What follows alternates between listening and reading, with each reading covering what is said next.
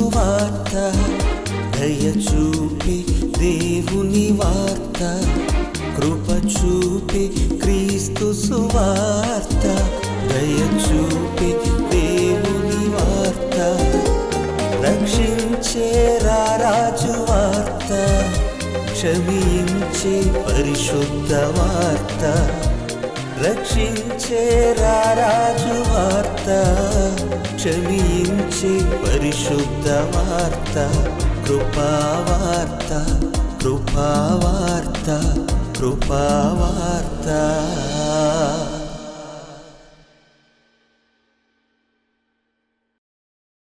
కృపావార్త అనే కార్యక్రమానికి నా ప్రియులైన సహోదరి సహోదరులారా, మీ అందరికీ నా హృదయపూర్వకమైనటువంటి స్వాగతమును తెలియజేస్తున్నాను. మన ప్రభువును రక్షకుడునైన యేసుక్రీస్తు వారి పేరిట నా వందనములు. ప్రియులారా, తరానికి ఒక్కడనేటువంటి శీర్షిక ద్వారా పరిశుద్ధ గ్రంథంలో ఉన్నటువంటి గొప్ప గొప్ప నీతిమంతుల యొక్క వ్యక్తిత్వాలు, వారి యొక్క జీవితాలు చరిత్ర పాఠ్యాంశాలుగా మనం నేర్చుకుంటున్నాం. వారి యొక్క జీవితాలు మన బ్రతుకులో అనేకమైనటువంటి పాఠాలను నేర్పిస్తున్నాయి.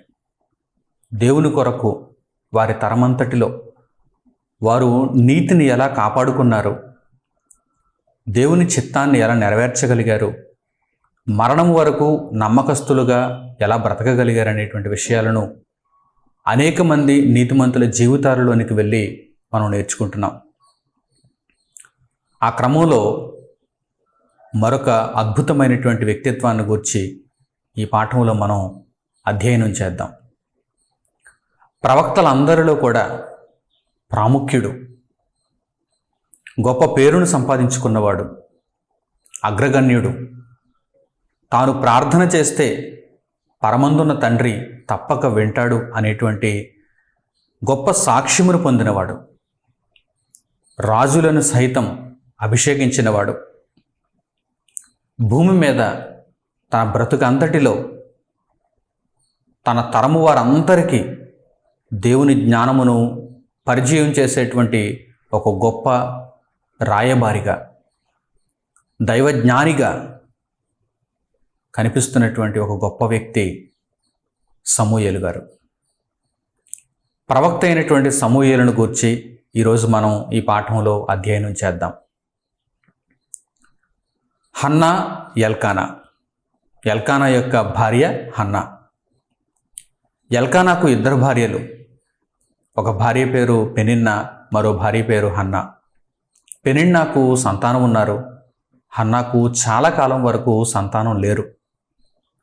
హన్నా సంతానము లేకపోవుటను బట్టి తాను గుడ్రాలైనందున దేవునికి ఆయన సన్నిధిలో మొర్రపెట్టినప్పుడు, షిలోహులో ఉన్నటువంటి దేవుని యొక్క మందసము దగ్గర ఆమె దేవునికి మొరపెడుతున్నప్పుడు, ఆమె కన్నీటి ప్రార్థనను చూచినటువంటి దేవుడు, ఆమెలో ఉన్నటువంటి భక్తిని మెచ్చుకున్నటువంటి దేవుడు హన్నా గర్భము తెరిచి ఎల్కానా, హన్నాలకు దేవుడు ఒక గర్భఫలాన్ని అనుగ్రహించాడు. ఆ గర్భఫలమే సమూయేలు. లేక పుట్టినటువంటి బిడ్డ తనకు సంతానము లేదని తన చుట్టూ ఉన్నటువంటి సమాజం అంతా కూడా తనను చిన్నచూపు చూస్తున్నటువంటి పరిస్థితులలో ఆమె దేవునికి మొరపెట్టింది, కన్నీటి ప్రార్థన చేసింది. తన ప్రార్థనను విన్నటువంటి దేవుడు ఆమెకు గర్భఫలాన్ని అనుగ్రహించాడు. లేక పుట్టినటువంటి ఆ బిడ్డను దేవుని సన్నిధిలో ఆమె విడిచిపెట్టింది, దేవునికి ప్రతిష్ఠించింది. నా బిడ్డ దేవుని కొరకు పెరగాలి, దేవుడు నాకు ఇచ్చినటువంటి ఈ గర్భఫలం, మొదట నాకు దేవుడు అనుగ్రహించినటువంటి ఈ జ్యేష్ఠ ఫలం దేవునికి సేవ చేయాలి, దేవుని మందిరంలో, దేవుని మందసము దగ్గర, దేవుని పాదముల దగ్గర నా కొడుకు బ్రతకాలి, సేవ చేయాలి, తన జీవితమంతా దైవ సేవకే అర్పించుకోవాలనేటువంటి గొప్ప నిర్ణయాన్ని ఆ రోజు హన్నా తీసుకుంది. అంత గొప్పదైనటువంటి మనస్సు కలిగినటువంటి ఆ స్త్రీ గర్భాన పుట్టినవాడే సమూయేలు. తన తల్లి ఎంత గొప్పదో చూడండి. సమూయేలు యొక్క తల్లి హన్నా ఎంత గొప్పదో చూడండి. తండ్రి ఎల్కానా కూడా సమూయేలును దేవుని దగ్గర విడిచిపెట్టడానికి ఒప్పుకున్నాడంటే ఎల్కానా కూడా మంచి మనస్సు కలిగినవాడు. ఎల్కానా, హన్నా వీరిద్దరూ లేవి గోత్రానికి సంబంధించిన వారు. ఇశ్రాయేలీయులలో లేవి గోత్రానికి సంబంధించిన వారు. అంటే సమూయేలు లేవి గోత్రికుడు. లేవి గోత్రములో ఎల్కానా, హన్నా వీరిద్దరూ కూడా దైవభక్తి కలిగిన వారు అని ఈ సందర్భాలను బట్టి మనం చెప్పుకోవచ్చు.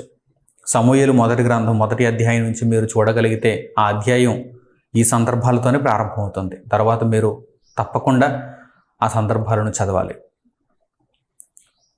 దైవభక్తి విషయంలో రాజీ పడకుండా దేవుడు తమకు గర్భఫలాన్ని ఇస్తే ఆ గర్భఫలాన్ని తిరిగి దేవునికే ఇవ్వాలి, దేవుని సేవకు అర్పించాలి, దేవునికై ప్రతిష్ఠించాలి అనేటువంటి గొప్ప మనస్సు కలిగినటువంటి వారే హన్నా, ఎల్కానాలు. సమూయేలు యొక్క తల్లి గొప్ప దైవభక్తి కలిగినది, పరిశుద్ధాత్మ ప్రేరణ కలిగినది, దేవుని ఆలోచనలలో బ్రతికినది, దేవుని కొరకు తన బిడ్డనిచ్చినది. ఇంత గొప్ప వ్యక్తిత్వం ఉన్నటువంటి తల్లిదండ్రులకు పుట్టినటువంటి సమూయేలు దేవుని యొక్క సన్నిధిలో దేవుని మందసము దగ్గర ఎదుగుచున్నాడు. ఇక సమూయేలు పుట్టినప్పుడు సమూయేలు యొక్క బాల్య దశలో పాలు విడిచిన తర్వాత సమూయేలు తల్లి అయినటువంటి హన్నా దేవుని మందిరం దగ్గర, మందసం దగ్గర ఆ బిడ్డను విడిచిపెట్టి యాజకుడైనటువంటి ఏలీ చేతికి అప్పగించి ఆమె తిరిగి వెళ్ళిపోయింది. ఎఫ్రాయిం మన్యువులో వీరు నివసించేవారు, తిరిగి అక్కడికి వెళ్ళిపోయారు. అయితే సమూయేలు యొక్క బాల్యంలో, సమూయేలు పుట్టినప్పుడు సమూయేలు యొక్క బాల్యంలో ఇశ్రాయేలీయుల యొక్క పరిస్థితి ఎలా ఉందంటే, దేవుని యొక్క వాక్కు ఇశ్రాయేలీయులకు తరచుగా అయితే ప్రత్యక్షం అవటం లేదు. అంటే అంతకు మునుపు మోషే గారి కాలంలోలా, అంతకు మునుపు అబ్రహాము గారి కాలంలోలా దేవుడు తరచుగా తన వాక్కును ఇశ్రాయేలీయులకు ఇవ్వటం లేదు. ఉండే కొద్దీ ఇశ్రాయేలీయులలో భక్తి సన్నగిల్లిపోయింది. వారు కనాను దేశంలోనికి వచ్చేసారు. ఇశ్రాయేలీలందరూ కనాను దేశంలో భూభాగాన్ని స్వాస్యములుగా పంచేసుకున్నారు. ఏ గోత్రానికి ఏ భూభాగం రావాలి పంచేసుకున్నారు. యెహోషువ గారి కాలంలో పంచేసుకున్నారు. అయితే ఎక్కడికక్కడ ఎవరికి వారు దేవుడు వారికి అనుగ్రహించినటువంటి భూభాగంలో స్థిరపడినప్పుడు, స్వాస్యములలో స్థిరపడినప్పుడు దేవుణ్ణి మర్చిపోయారు, దేవునికి దూరం అయిపోయారు. ఎందుకంటే ఇప్పుడు ప్రయాణాలు లేవు, ఇప్పుడు కష్టకాలం లేదు, ఇప్పుడు శత్రుభయం లేదు. ఎక్కడికక్కడ స్వాస్యములు పొందారు, సుఖంగా హాయిగా జీవిస్తూ దేవుని మర్చిపోయారు. మరి దేవుణ్ణి జ్ఞాపకం చేయాలంటే మరలా వీరికి కష్టాలు రావాలి. దేవుని యొక్క ఔన్నత్యం, దేవుని యొక్క మహాజ్ఞానం, దేవుని యొక్క ఉన్నతమైనటువంటి సంకల్పం, ఇవన్నీ కూడా మరలా ఇశ్రాయేలీయుల యొక్క మదిలోనికి రావాలంటే, చోటు చేసుకోవాలంటే ఇశ్రాయేలీయులకు తప్పనిసరిగా మరలా కష్టాలు రావాల్సిందే. అందుకే దేవుడు మరలా శత్రువులను విడిచిపెట్టాడు. నలుదిశల నుండి దేవుడు మరలా శత్రువులను వారి మీదకి విడిచిపెట్టాడు. ఇశ్రాయేలు యొక్క పరిస్థితిని గూర్చి వివరిస్తూ సమూయేలు యొక్క బాల్య దశలో ఇశ్రాయేలీయులు ఎలా ఉన్నారనేటువంటి దానిని గూర్చి దేవుడు రాయిస్తూ ఒక అద్భుతమైనటువంటి విషయాన్ని తెలియజేశాడు. మొట్టమొదట ఆ సందర్భాన్ని మనం చూద్దాం. పరిశుద్ధ గ్రంథంలో సమూయేలు మొదటి గ్రంథం 3వ అధ్యాయం 1వ వచనం చూడండి. సమూయేలు మొదటి గ్రంథము 3వ అధ్యాయము 1వ వచనం.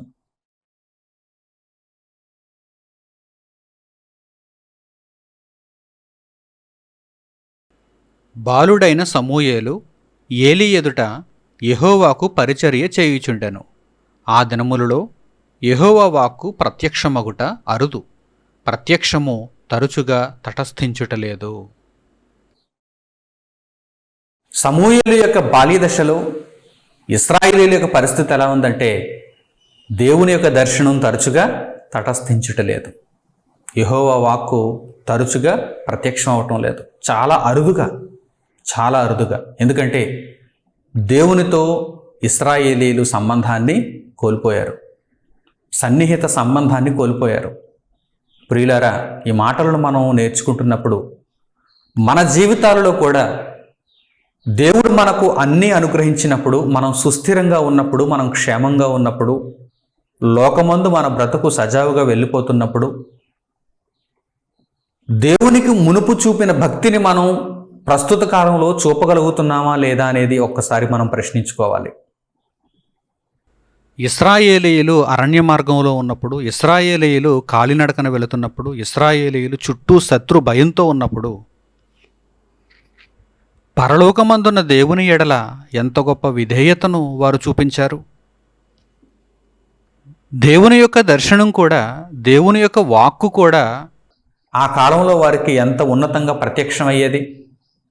అయితే దేవుడు వారికి అన్నీ అనుగ్రహించినప్పుడు, స్వాస్థ్యం ఇచ్చాడు, చుట్టూ శత్రు భయం లేకుండా చేశాడు, పాలు తేనెలు ప్రవహించు దేశంలో వారు నివసిస్తున్నారు, తిండికి లోటు లేదు, బట్టకు లోటు లేదు, నివాసం చక్కగా ఉంది.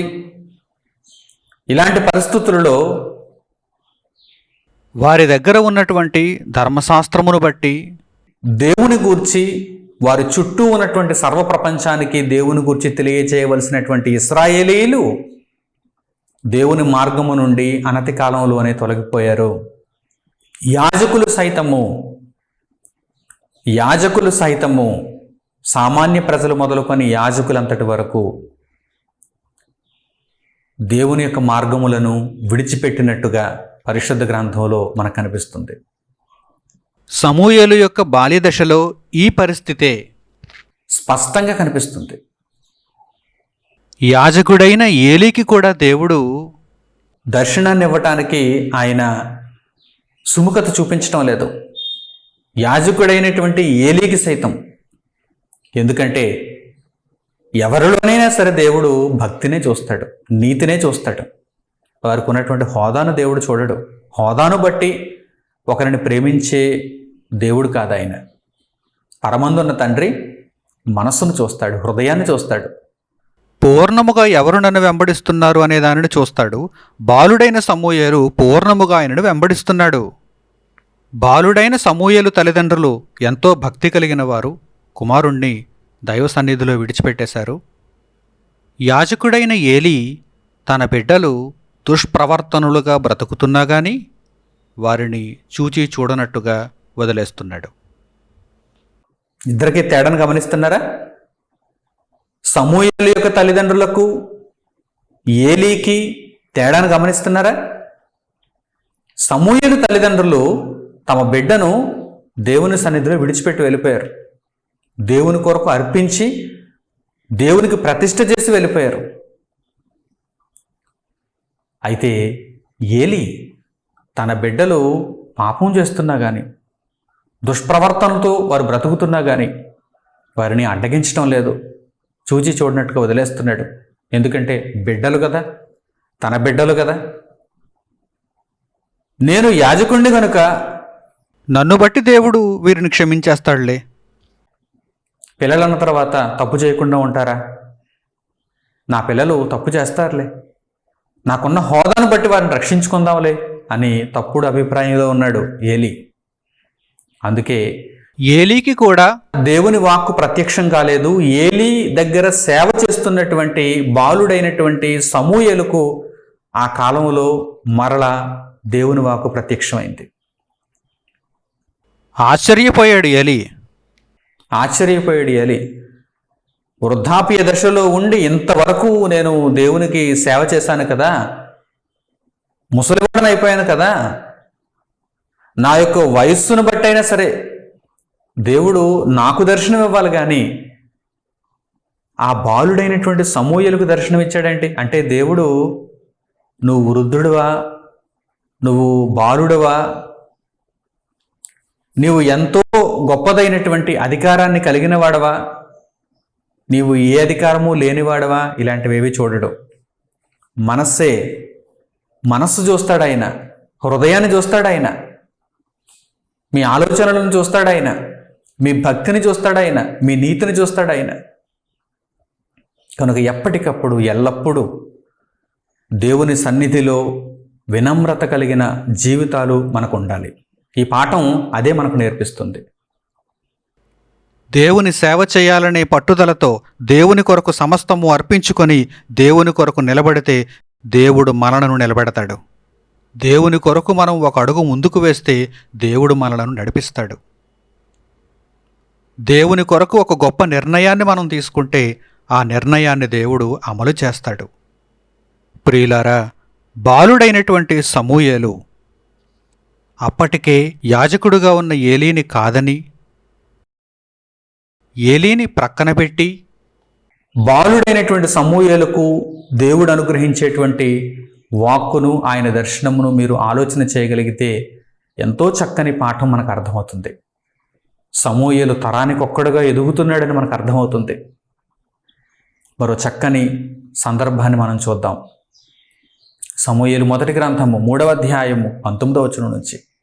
సమూయేలు మొదటి గ్రంథము 3వ అధ్యాయము 19వ వచనం నుంచి.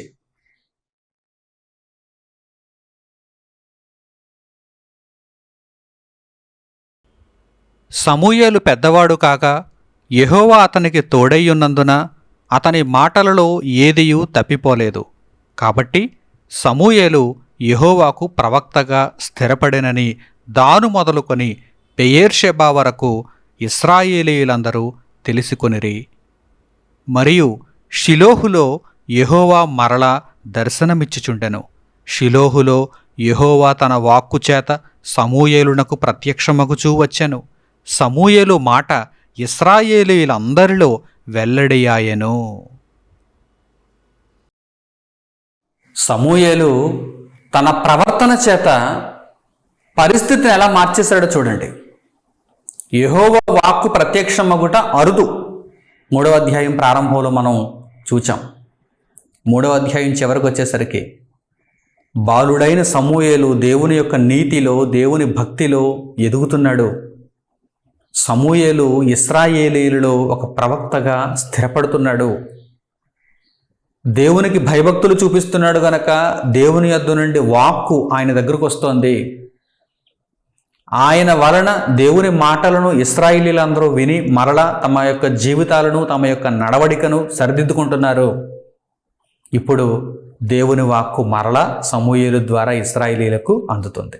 పరిస్థితిని ఎంత చక్కగా మరలా సరిదిద్దాడు చూడండి.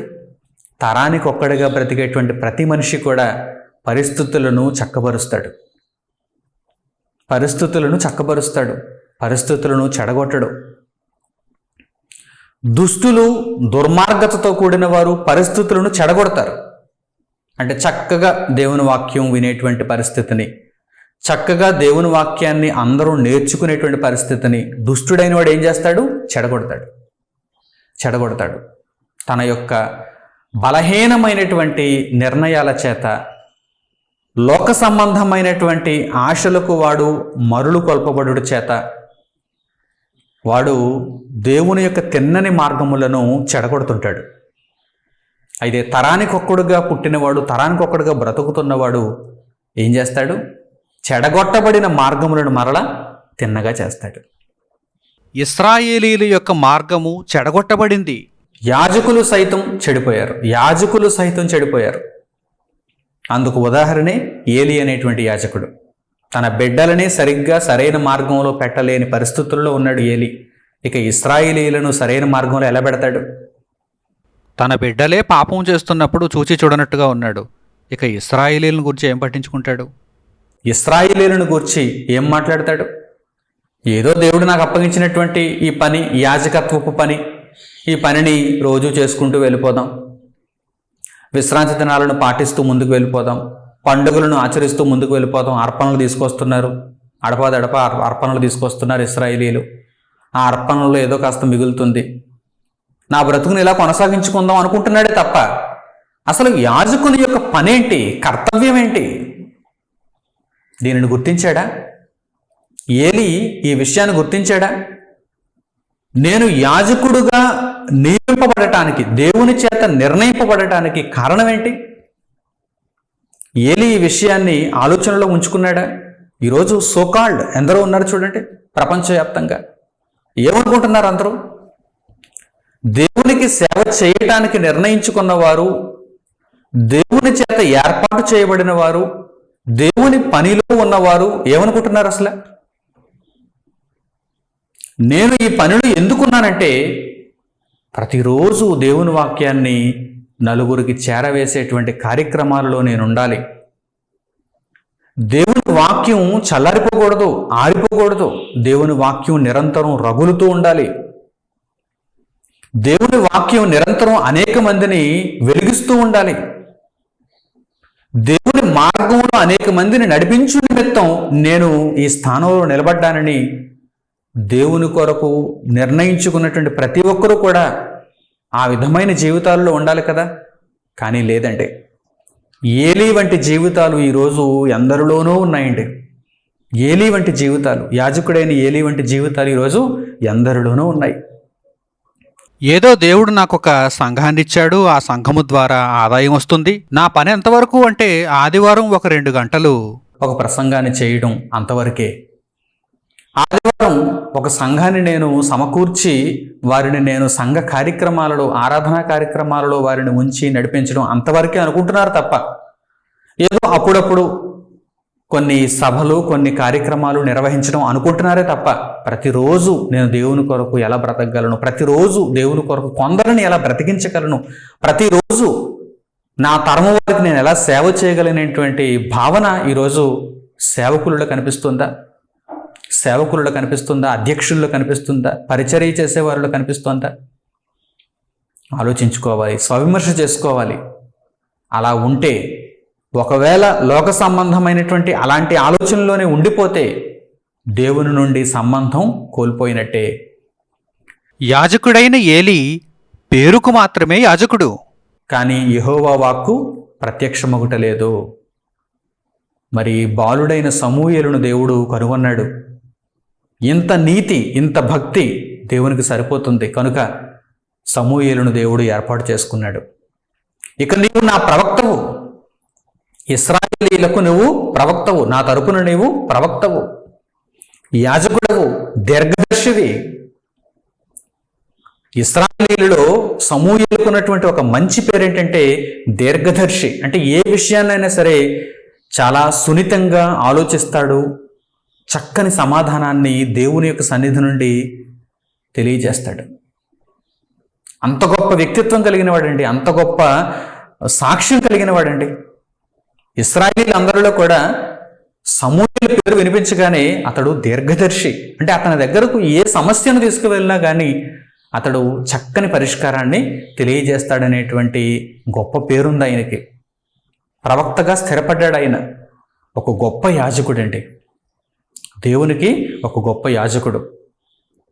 నా ప్రియులైన సహోదరి సహోదరులారా, చక్కగా ఈ విషయాలను అర్థం చేసుకుంటూ ఒక సమూయేలు వలె మన జీవితాలను కూడా స్థిరముగా దేవుని వాక్యంలో ముందుకు నడిపించుకోవాలి.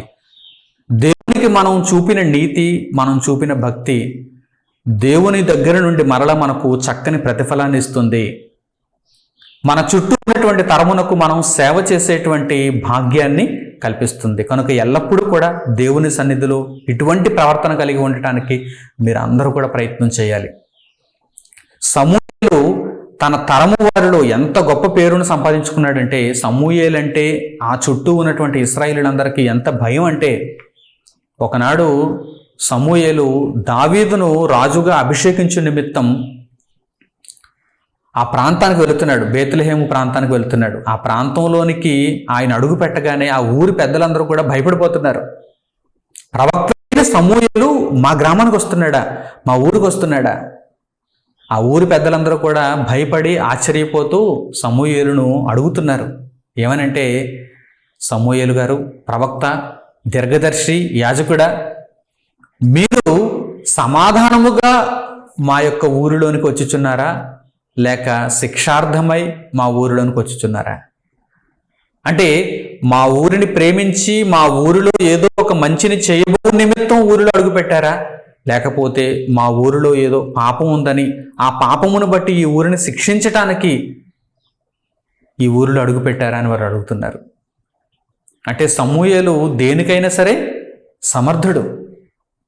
సమూయేలు సమాధానముగా వస్తే అది మంచిది, సమూయేలు కోపంతో వస్తే, సమూయేలు రౌద్రంతో వస్తే అది కీడును కోరుకుంటుంది, నాశనమును కోరుకుంటుంది. అంత గొప్ప విలువ కలిగినటువంటి ప్రవక్త, అంత గొప్ప విలువ కలిగినటువంటి ప్రవక్త. ప్రియులారా, తరానికి ఒక్కడిగా బ్రతుకుతున్నటువంటి సమూయేలు తన జీవితకాలం అంతటిలో తన చుట్టూ ఉన్నటువంటి ఇశ్రాయేలీయులందరికీ దేవుని జీవ మార్గములను ఉపదేశించేవాడుగా కనిపిస్తున్నాడు. అలాగే సమూయేలు చిట్ట చివరి న్యాయాధిపతిగా కూడా కనిపిస్తున్నాడు. ఎందుకంటే సమూయేలు తర్వాత ఇశ్రాయేలీయులందరూ ఎవరిని కోరుకున్నారు? రాజును కోరుకున్నారు. ఇక న్యాయాధిపతుల కాలం మనకు కనిపించదు. న్యాయాధిపతులలో చిట్ట చివరి న్యాయాధిపతిగా సమూయేలు మనకు కనిపిస్తున్నాడు. దీర్ఘదర్శిగా కనిపిస్తున్నాడు, ప్రవక్తగా కనిపిస్తున్నాడు, యాజకుడుగా కనిపిస్తున్నాడు. ఈ లక్షణాలన్నీ కూడా, ఈ గొప్పతనం అంతా కూడా సమూయేలులో కనిపించడానికి కారణం ఏంటంటే సమూయేలు తరానికి ఒక్కడిగా బ్రతికాడు. అద్భుతమైన మాటలు పరిశుద్ధ గ్రంథంలో మనం చూద్దాం. సమూయేలు మొదటి గ్రంథము 7వ అధ్యాయము 15వ వచనం నుంచి చూడండి. సమూయేలు మొదటి గ్రంథము 7వ అధ్యాయము 15వ వచనం నుంచి.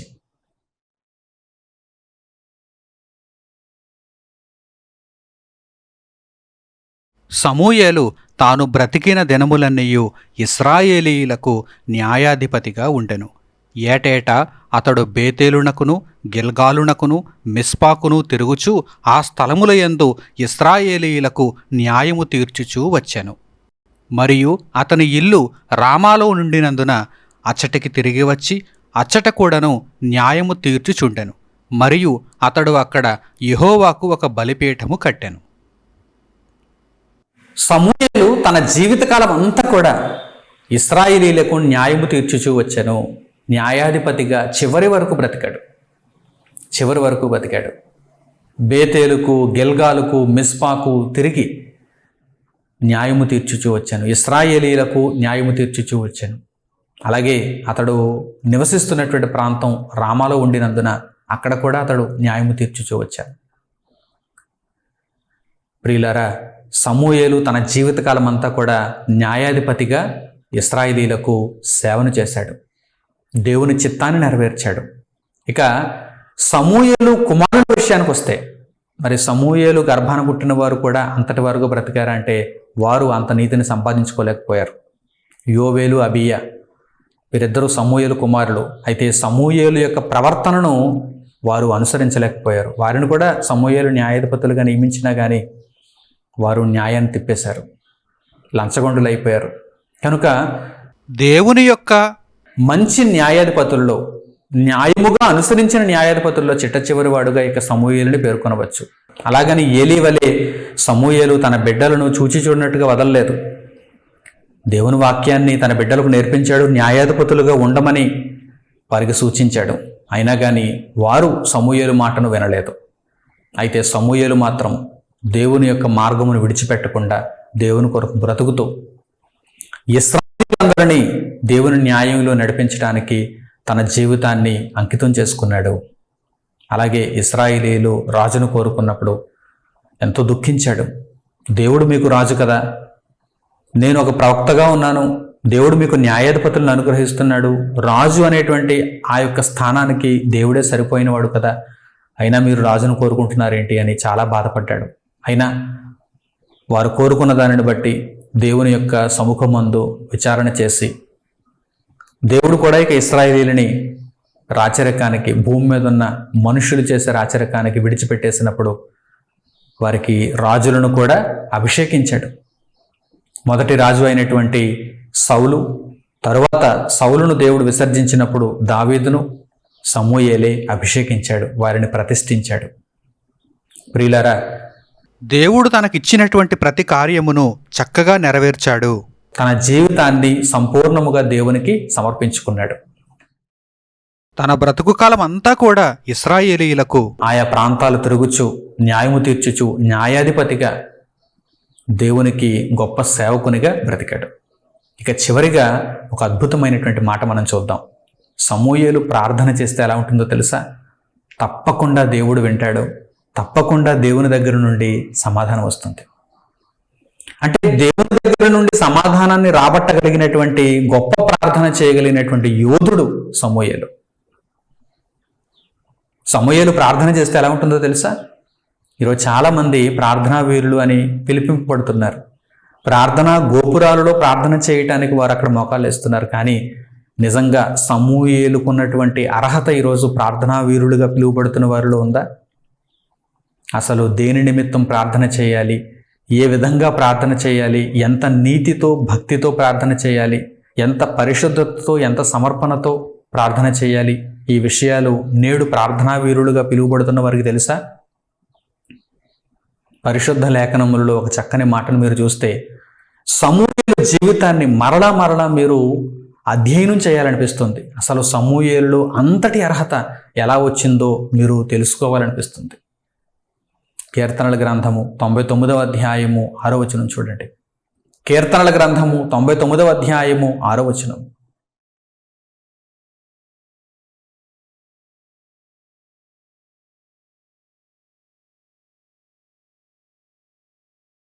ఆయన యాజకులలో మోషే అహరోనులుండిరి. ఆయన నామమును బట్టి ప్రార్థన చేయువారిలో సమూయేలు ఉండెను. వారు యెహోవాకు మొర్రపెట్టగా ఆయన వారికి ఉత్తరమిచ్చెను. దేవుని కొరకు బ్రతికిన వారు, దేవుని కొరకు తమ జీవితములను అంకితము చేసుకున్నవారు. దేవునికి మొరపెడితే ఆయన తప్పనిసరిగా ఉత్తరమిస్తాడు. సమూయేలు గారిని గూర్చి ఇక్కడ ఆ మాట ప్రస్తావించబడింది. ఆయన నామమును బట్టి ప్రార్థన చేయువారిలో సమూయేలు ఉండెను. ఆయన యొక్క యాజకులలో మోషే అహరోనులు ఉన్నారు. వారు యెహోవాకు మొరపెట్టగా ఆయన వారికి ఉత్తరమిచ్చాను. అంటే సమూయేలు గారు చేసే ప్రార్థన దేవుని సన్నిధికి ఎంత బలముగా వెళుతుందో ఒక్కసారి మీరు గమనించండి. ఆయన చేసే ప్రార్థనను గూర్చి పరిశుద్ధ లేఖనాలలో వ్రాయబడింది.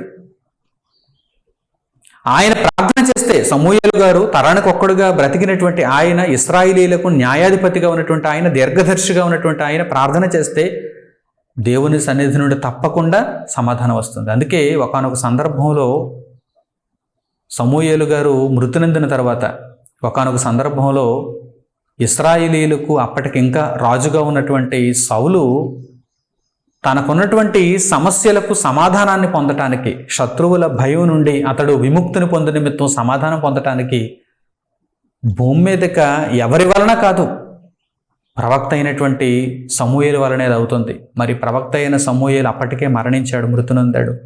మృతులలో నుండి సహితము అతనిని తీసుకుని వచ్చి అతని మాట నేను వినాలి, అతని దగ్గర నేను విచారణ చేయాలి, దేవుని దగ్గర విచారణ చేయాలంటే అతని దగ్గరకు వెళ్ళాలనేటువంటి నమ్మకం కలిగిన వాడుగా ఉన్నాడంటే మీరు ఆలోచన చేయండి. సమూయేలు ఎంత గొప్ప సాక్ష్యాన్ని పొందాడు. తన బ్రతుకు కాలం అంతటిలో తన చుట్టూ ఉన్నటువంటి ఇశ్రాయేలీయుల మధ్య సమూయేలు ఎంత గొప్ప సాక్ష్యాన్ని పొందాడో ఒక్కసారి మీరు ఆలోచన చేయండి. అంటే సమూయేలు మాట్లాడాడంటే దేవుడు మాట్లాడినట్టుగా ఉంటుందన్నమాట.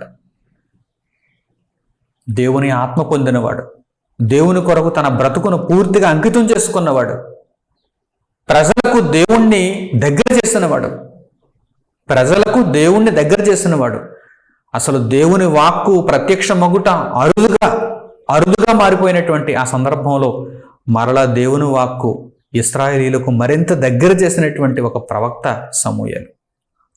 అందుకే తన బ్రతుకునంతటిని తరానికి ఒక్కడుగా జీవించి తన తరము వారందరికీ దేవుని పరిచయం చేసి తాను మృతునందున తరువాత ప్రజలందరూ ఎంతో బాధపడ్డారు. ఇశ్రాయేలీలందరూ ఎంతో విలాపం చేశారు. ఇలాంటి ప్రవక్త మాకిక పుట్టడు, ఇలాంటి యాజకుడిని మేము చూడలేము, మరలా మా మధ్యలో మేము ఇలాంటి యాజకుడిని చూడలేము. సమూయేలు వెళ్ళిపోయాడా, మా మధ్య నుండి నిష్క్రమించాడా, దేవుని పిలుపుని అందుకొని విశ్రాంతిలోనికి వెళ్ళిపోయాడా అని ఇశ్రాయేలీయులు ఎంతో బాధపడ్డారు, విలపించారు. ప్రియులారా, మన జీవితాలు కూడా సమూయేలు జీవితంలో నుండి పాఠాలను నేర్చుకుని మన జీవితాలు కూడా ఆ విధంగా మనం మలుచుకోవాలి. ఏ తరములోనైనా సరే దేవుడు తన కొరకు బ్రతికే వారిని ఆహ్వానిస్తున్నాడు. అది ఆ తరంలో జరిగింది, ఈ తరంలో జరుగుతుందా, నా వలన జరుగుతుందా, నా వలన ఆ విషయాలు నెరవేరుతాయా అని సందేహపడకండి. మీరు నిజంగా దేవుని కొరకు బ్రతకాలనేటువంటి నిర్ణయాలు కలిగిన వారైతే, అంత ధైర్యం మీలో ఉంటే, ఏ శ్రమకైనా ఏ బాధకైనా నేను ఓర్చుకుని దేవుని కొరకు నిలబడతానని పూర్ణ హృదయముతో దేవుని సన్నిధిలో మీరు మోకరించి దేవుని అడిగితే, నీతిని పరిశుద్ధతను కాపాడుకుంటూ పాపమును పూర్తిగా ద్వేషించి దానిని సిలువకు కొట్టి పాత జీవితమును విడిచిపెట్టి ప్రభువైన యేసు ద్వారా నూతనమైన జీవితాన్ని ప్రారంభించి ఆయనలో మీరు ముందుకు కొనసాగగలిగితే దేవుడు మిమ్మల్ని వెన్నుతట్టి ప్రోత్సహిస్తాడు. మిమ్మును కూడా ఈ తరమంతటికి సేవ చేసే ఒక వీరుడుగా వీరురాలిగా మారుస్తాడు. కనుక చక్కని నిర్ణయాలతో సాహసోపేతమైనటువంటి భావాలతో దేవుని వాక్యంలో మీరు స్థిరపడాలని కోరుకుంటూ ఈ పాఠము ద్వారా మిమ్మల్ని అందరినీ హెచ్చరిస్తూ దేవుని వాక్యంలో ముందుకు నడిపిస్తూ దేవుని యొక్క మాటలను ఇంతటితో ముగిస్తున్నాను. తండ్రి అయిన దేవునికి ప్రార్థనలు ఏకీభవించండి.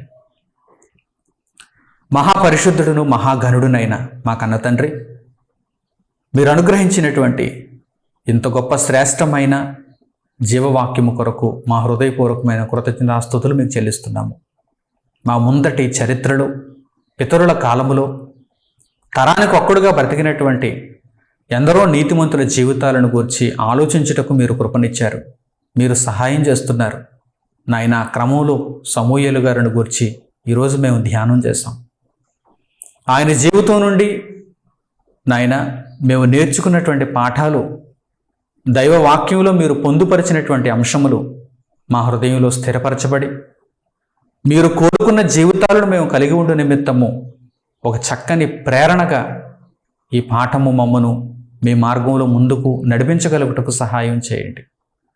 యేసుక్రీస్తు ప్రభు ద్వారా మా జీవితములను మీకు అంకితం చేసుకొని మీ సేవార్థమై ముందుకు కొనసాగలిగే భాగ్యం ఇమ్మని, పరలోకమందు ఉన్నతమైనటువంటి సింహాసనమును పొందగలుగుటకు భూమి మీద మీరు అప్పగించినటువంటి ప్రతి పనిని శక్తివంచన లేకుండా నెరవేర్చుకొనగలుగుటకు సహాయం చేయమని మిమ్మల్ని వేడుకుంటూ, అలాగునే నాయన శరీర సంబంధమైన ఈ జీవితాలలో అన్న వస్త్రములకు లోటు లేకుండా ప్రతినిత్యము మీరు మమ్మను కాపాడుచున్న మీ కృపను బట్టి మీకు కృతజ్ఞతలు తెలియజేస్తూ, లోబడిన జీవితాలతో మిమ్మల్ని ఎల్లప్పుడూ మెప్పించువారముగా ఉండగలుగుటకు సహాయం చేయమని మరొక్కసారి మిమ్మల్ని అడుగుతూ మా ప్రార్థనా విన్నపములను మా ప్రభువును రక్షకుడునైన యేసుక్రీస్తు వారి పేరిట మిమ్మల్ని అడుగుచున్నాము తండ్రి. ఆమేన్. మన తండ్రి అయిన దేవుని ప్రేమ, మన రక్షకుడైన యేసుక్రీస్తు వారి కృప, మన ఆదరణకర్త అయిన పరిశుద్ధాత్ముని అన్యోన్య సహవాసము మనందరికీ సదాకాలం తోడే నడిపించునుగాక. ఆమేన్. అందరికి వందనములు. సెలవు.